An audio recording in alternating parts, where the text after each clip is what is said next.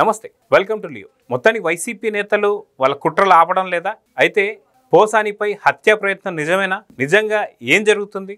అయితే దీని గురించి మనతో మాట్లాడడానికి సూర్యదేవలత గారు ఉన్నారు. వారిని అడిగి తెలుసుకుందాం. మేడం నమస్తే. నమస్తే మేడం, వైసీపీ నేతల నుంచి చాలామంది ఇప్పుడు ఒక్కొక్కరుగా అప్రూవల్ అవుతూ వస్తున్నారు. అయితే చాలా కీలకంగా ఉన్న ఒక వైసీపీ నేత దగ్గర నుంచి కూటమి ప్రభుత్వానికి ఒక లీక్ అయితే అందిందని చెప్పేసి అంటున్నారు. దీన్ని బ్రేకింగ్ లీక్ కింద కూడా మనం చూడవచ్చు. వాస్తవానికి ఆకేపాటి అమర్నాథ్ రెడ్డి గారు ఎవరైతే ఉన్నారో వైసీపీ ఎమ్మెల్యే పోసాని కృష్ణమౌళి గారిని జైల్లోకి వెళ్ళి ములాఖాత్ ఇచ్చిన తర్వాత ఇచ్చిన వెనువెంటనే ఒక గంట అరగంటలోనే తనకి చెస్ట్ పెయిన్ వస్తుందని చెప్పేసి అరవడం, దాంతో రాజంపేట హాస్పిటల్ తీసుకురావడం, అక్కడి నుంచి కడప రిమ్స్కి తీసుకురావడం, మళ్ళీ వెనువెంటనే సిఐ గారు మళ్ళీ తీసుకెళ్ళిపోయి జైల్లో పెట్టడం మనం చూస్తూ వస్తున్నాం. ఈరోజు మళ్ళీ నరసరావుపేట పోలీసులకు సంబంధించి ఒక కొత్త కేసు నమోదైంది. అయితే పోసానిపై హత్యా ప్రయత్నం చేసింది వైసీపీ, అంటే మా నేతలే అన్నట్టు ఒక వైసీపీ నేత చాలా పెద్ద లీక్ అయితే ఇచ్చారు. సో దీని గురించి మీరు ఏం చెప్తారు? ఇక్కడైతే మనకు అర్థమవుతుంది, ఎవరికి కూడా అంటే వాళ్ళ పార్టీ వ్యక్తులు అంటే వైసీపీకి చెందిన నాయకులకు కూడా సేఫ్ లేదు అనిపిస్తుంది కదా. ఇవన్నీ పరిణామాలు చూస్తుంటే అదే అనిపిస్తుంది. అంటే ఇప్పుడు వాళ్ళు అరెస్ట్ అయ్యి జైల్లో ఉన్నంత వరకే వాళ్ళకి సెక్యూరిటీ. మనం చూసాం గతంలో కూడా కోడికత్తి విషయం చూసాం. కోడికత్తి అంటే ఆయనే చేయించుకున్నా కూడా దాన్ని ఒక సింపతిగా ప్రజల్లోకి తీసుకెళ్ళాలి అనేది, అంటే ప్రభుత్వం మీద నెట్టాలి, ఆ రోజునున్న ప్రభుత్వం మీద నెట్టాలి అనేది. కానీ బాబాయ్ గారి హత్య చూసాం, అది కూడా ప్రభుత్వం మీద నెట్టాలని. గులకరాయి చేయిపోయి అపోజిషన్ లీడర్లు చేశారు, అపోజిషన్ వాళ్ళు చేశారనేది గులకరాయి విషయంలో చూసాం. అంటే అధికారంలో వాళ్ళు ఉన్నా అదే చేస్తారు, అపోజిషన్ మీద అంటారు, అధికారం కోల్పోతే ప్రభుత్వం మీద నెట్టాలని చూస్తారు.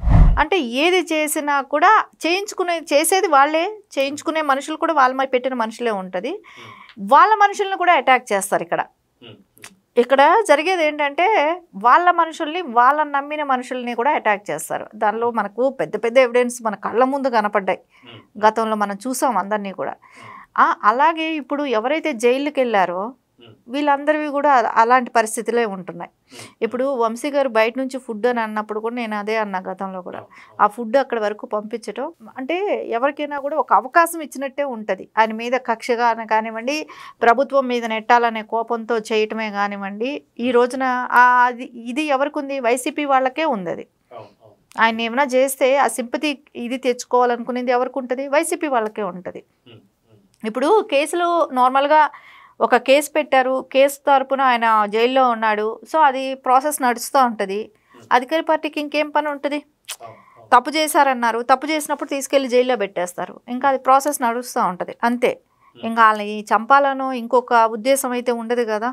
కానీ ఇక్కడ దాన్ని గెయిన్ చేసుకోవాలి, వాళ్ళకి ఏమైనా జరిగితే మనకు ప్లస్ అవుతుంది అని ఆలోచించే లీడర్ ఎవరనేది అందరికీ తెలిసిన విషయమే. ఇది ఎవరు కాదనలేని సత్యం. ఇది ఆ సింపతిని వాళ్ళకి ఏమైనా జరిగితే దాన్ని మనం ఎలా ప్లస్ చేసుకోవాలని ఆలోచిస్తారు వైసీపీ నాయకులు. మనం చూసిన విషయాలు ఇవన్నీ కూడా. ఇప్పుడు ఈ నిన్న మొన్న జరిగిన ఇన్సిడెంట్లో తీసుకున్నా కూడా పోసాన్ గారి విషయం చూసుకుంటే, ఆయనకి ఏమీ ప్రాబ్లం లేకపోయినా, హెల్త్ ప్రాబ్లం లేకపోయినా డ్రామా చేయటం, నాకేదో ఉంది, నాకేదో అయిపోతుంది అని చెప్పి జాయిన్ చేయటం, రాజంపేట కడప ఇలా తిరగటం, ఇవన్నీ తిరిగినా ఎక్కడ ఏమి ఆయనకి ప్రాబ్లం లేదంటాం. కాకపోతే వైసీపీలో నుంచి వచ్చిన ఒక లీక్ అనమాట ఇది. సో ఆయనని ఎవరైనా వెళ్ళి కలిసినా కానీ ఫుడ్లో కానీ ఏదో ఒకటి స్లో పాయిజన్ లాంటిదో ఏదో ఒకటి చేస్తే, సో ఆయన జైల్లో ఉండి అనారోగ్యం పాలైపోయి ఆయనకి ఏదైనా ఆపద జరిగిందనుకోండి, దాన్ని కూటమి ప్రభుత్వం మీద నెట్టాలి అనే ఒక స్కెచ్ వేసుకోవటం కానివ్వండి, సరే ఆయన్ని ఎక్కడ భోజనం తినకనివ్వకుండానే కానివ్వండి, ఆయనకి ఎలాంటి ప్రాబ్లం లేకుండా అయితే ఇప్పుడు తీసుకెళ్ళి మళ్ళీ జైలుకి వెళ్ళగలిగాడు. కానీ అది వాళ్ళకే గుర్తించాలండి. ఇప్పుడు ఎవరైతే ఉన్నారో పోలీసులైనా సరే ఎంతవరకు రేపొద్దున కోర్టుకు ఉంటుందో, ఇంకో చోటు కోర్టు ఆవరణలో తీసుకొని తింటారా, లేకుంటే వాళ్ళు ములాఖత్కి వచ్చారు కదా ఏదైనా ఇచ్చారా అని అనుకుంటే అప్పుడేమైనా జరుగుతాయా, ఇవన్నీ కూడా ఆలోచించాలి ఇక్కడ. ఇదన్నీ వాళ్ళ కుటుంబ సభ్యులు జాగ్రత్త తీసుకోవాలి.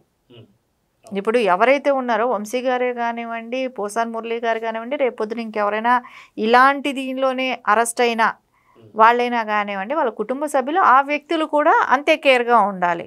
ఇక్కడ అందరికీ తెలిసిందండి ఒక్కటే, హత్య రాజకీయాలు ఎవరు ప్రోత్సహిస్తారు? వైసీపీకి అది వెనతో పుట్టిన విద్య.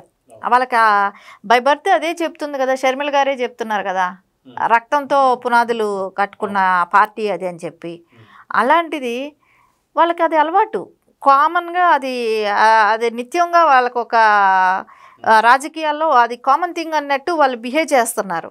సో దానికి చెక్ పెట్టాలి అని అంటే వాళ్ళ కుటుంబ సభ్యులకు ఉండాలి, వాళ్ళు జాగ్రత్త పాటించాలి.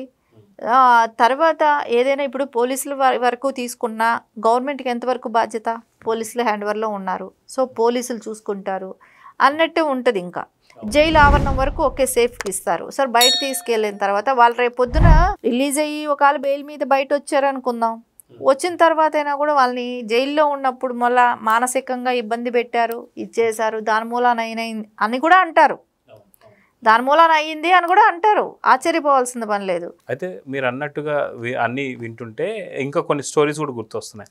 ఏంటి అంటే మనం చూసాం పరిటాల రవి గారి హత్య జరిగిన తర్వాత మొద్దుసీను కాల్చడం కావచ్చు, మొద్దుసీను జైల్లో ఉన్నప్పుడు మొద్దుసీను చంపింది ఓంప్రకాష్ కావచ్చు, ఓంప్రకాష్కి సంబంధించి అనుమానాస్పదంగా మృతి చెందడం కావచ్చు, దాని తర్వాత మధ్యలచెరు సూరి సంబంధించి హత్య కావచ్చు, ఇవన్నీ చూస్తూ వస్తున్నాం. ఇదే విషయంలో చూసుకుంటే వైఎస్ వివేకానంద రెడ్డి గారి హత్య కేసు కూడా చూసుకుంటే భారతిరెడ్డి గారి యొక్క సొంత తండ్రి చనిపోయినప్పుడు కూడా అనుమానాస్పదంగా కూడా మృతి చెందారు అక్కడ ఆయన గంగిరెడ్డి గారు. తర్వాత నిన్న మొన్న చూస్తే ఒక చిన్న పిల్లవాడు యువకుడైనటువంటి ఒక జగన్మోహన్ రెడ్డికి తమ్ముడైనటువంటి ఒక అభిషేక్ రెడ్డి. సో నిజంగా ఏపీ ప్రజలందరూ కూడా ఇప్పుడు ఇదే ఆలోచిస్తున్నారు. అయితే జైల్లో ఉన్నా సరే వాళ్ళకి చాలా రక్షణ లేదు, వాళ్ళు చాలా భయంకరమైన డేంజరస్ పొజిషన్ ఉన్నారని చెప్పి. ఎందుకంటే జైళ్ళల్లోని హత్యలన్నీ జరుగుతూ వస్తాయి. మనం చూసుకుంటే పరిటాల రవి గారికి సంబంధించిన హత్య కేసులన్నీ చూసుకుంటూ వస్తాయి. ఇప్పుడు ములాఖాత్ అయిపోయిన తర్వాత ములాఖాత్లో వల్లభనేని వంశీకి నువ్వు ఒక్కడివే ఉండొద్దు, నువ్వు ఎవరితోనో సరే ఖచ్చితంగా ఒక ఇద్దరు ముగ్గురునో పక్కన ఉన్నా సరే సెట్ చేసుకో, అది నీకు చాలా బాగుంటుంది అని చెప్పేసి జగన్ చెప్పాడని చెప్పి అప్పటి నుంచి వల్లభనేని వంశీ కూడా నాకు ఎవరైనా సరే తోడు కావాలంటున్నారు. అయితే ఆ తోడును పంపించే వాళ్ళు కూడా జైళ్ళల్లో ఉండేది మళ్ళీ జగన్ మనుషులే కాబట్టి గతంలో మనం చూసుకుంటే ముద్దుసీను విషయంలో కూడా అదే జరిగింది.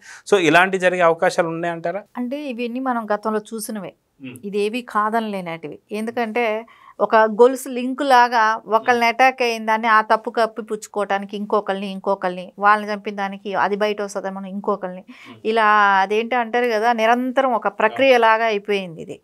సో దాన్ని ఫుల్ స్టాప్ పెట్టేదంటే ఇంకా ఎండింగ్ ఎవరైతే చేస్తారో వాళ్ళు కూడా పోవాలి, అంటే వాళ్ళకి అనారోగ్యం వచ్చిపోయే వరకు ఇది ఒక నిరంతర ప్రక్రియ లాగానే చేస్తూ ఉంటారు. ఎందుకంటే చేయించిన వాళ్ళు ఎవరనేది బయట రాకూడదు. సో అప్పటి వరకు వీళ్ళు ఇలాంటివే ఫాలో అవుతూనే ఉన్నారు. సరే ఇప్పుడు ఎందుకంటే వైసీపీలో జగన్మోహన్ రెడ్డి గారి మాటలు వినే కానివ్వండి, సజ్జల గారి డైరెక్షన్లో నడుచుకున్న వాళ్ళందరూ కూడా ఎంత దుర్మార్గంగా ప్రవర్తించారు. ఇప్పుడు మనం లోపలికి వెళ్ళిన వాళ్ళు చాలామంది అప్రూవల్ అయిన అవుతున్న వాళ్ళందరూ కూడా చెప్పేది ఒకటే మాట, సజ్జల గారు ఇచ్చిన స్క్రిప్టు, జగన్మోహన్ రెడ్డి గారు ఇచ్చిన ఆదేశాలు ఇవే కదా బయట వస్తున్నాయి, ఇవే చెప్తున్నారు కదా. సో వీళ్ళకేంటి, వాళ్ళని నమ్మించే వరకు పనులు చేసుకుంటారు, రేపు పొద్దున వాళ్ళ ప్రాణాలకు వచ్చేటప్పటికి భరోసాలు ఉండవు. ఇప్పుడు ఒక్కటే మనం ఇక్కడ క్లియర్ కట్గా ఇంత ఓపెన్గా ఇంత పబ్లిక్గా ఇంత రాష్ట్ర ప్రజలందరూ చూసింది, వీళ్ళు ఓన్లీ డబ్బులు కక్కుర్తిపడి చేశారు వీళ్ళు ఇప్పటి వరకు చేసిన వాళ్ళు. సో ఇకనైనా వాళ్ళు మేల్కోవాలి అని అంటే ముందు జరిగినది ఏంటి జరిగాయి, ముందు గతంలో జరిగినటివి ఏమేమి జరిగాయి, ఎలా చనిపోయారు, వీళ్ళంతా రేపు పొద్దున మనల్ని ఏ రకంగా వాడుకుంటారు వీళ్ళు అనేది వాళ్ళకే ఉండాలి అవగాహన. అంటే జగన్ ఎందుకు భయపడుతున్నాడు అంటే ఖచ్చితంగా ఏదైతే విచారణలో కావచ్చు, రేపు పొద్దున లేదా జడ్జి ముందు కావచ్చు, మాకేం తెలియదు, జగన్ చేయమంటే చేశాను లేదా సజ్జల చేయమంటే చేశాను, మళ్ళీ రేపు పొద్దున సజ్జలు చెప్పాలన్నా సరే మళ్ళీ జగన్ పేరు భారతి పేరు చెప్పాలి కాబట్టి ఈ పేర్లు రాకుండా ఉండాలనే ప్రయత్నంలోనే చంపే అవకాశం ఉందంటారా? ఖచ్చితంగా అవే జరుగుతాయి. ఎందుకంటే ఇప్పుడు అప్రూవల్గా మారిన వాళ్ళు ఫస్ట్ అయితే సజ్జల గారి డైరెక్షనే అని అంటారు, సజ్జల గారు చెప్పారా అని అంటారు. సరే సజ్జల గారి పేరు అంటూ బయట వస్తే ఎన్ని కేసులు ఆయన మీద నిందేసుకుంటాడు, ఎక్కడో ఒక చోట ఫుల్ స్టాప్. సరే ఫైనల్ ఎండింగ్కి వచ్చినాక ఎవరైనా ఏమంటారు, సో వాళ్ళ పార్టీ అధ్యక్షుడే కావచ్చు, ఆయన ఆదేశాల మీదే నడుస్తుంది కాబట్టి ఆ టాప్ ఎండ్ పొజిషన్లో ఉన్న ఆయన జగన్మోహన్ రెడ్డి గారి పేరే బయట వస్తుంది. ఎందుకంటే ఇంకోటి మన క్లియర్ కట్గా ఇక్కడ ఒకటే అర్థమవుతుంది, ఒకవేళ ఆయనకి తెలియకుండా జరిగింది అని అనుకుందాం, దీని మూలాన ఇంత రచ్చ అవుతుంది, ఇన్ని రకాల ప్రాబ్లమ్స్ వస్తున్నాయి, ఖండించాలనుకున్నాడు ఖండించుంటాడుగా, ఎక్కడెక్కడ ఖండించలేదు కదా. ఇంకొకటి వంశీ గారిని కూడా అన్నాడా, నా హార్ట్ టచ్ చేసావు అన్నాడు, నువ్వు నా హార్ట్ టచ్ చేసావు అని అన్నాడు. అంటే ఏంటి, ఆయన అసెంబ్లీలో అంత ఘోరంగా మాట్లాడిన దానికి ఆయన అంత అప్రిషియేట్ చేశారనమాట జగన్మోహన్ రెడ్డి గారు. అంటే ఇక్కడ అప్పుడు ఏమనిపిస్తుంది, మనం ఎంత చేస్తే అంత ఆయనకి దగ్గర మనకు మంచి పేరు వస్తుంది అన్నట్టు వీళ్ళు విచ్చలవిడిగా మాట్లాడటం చేయటం చేశారు. ఈరోజు పర్యవసానం వీళ్ళు అనుభవిస్తున్నారు. రేపు అడ్డం వస్తే ఆ పేరు బయట వస్తుందంటే వాళ్ళకి థ్రెట్ అది.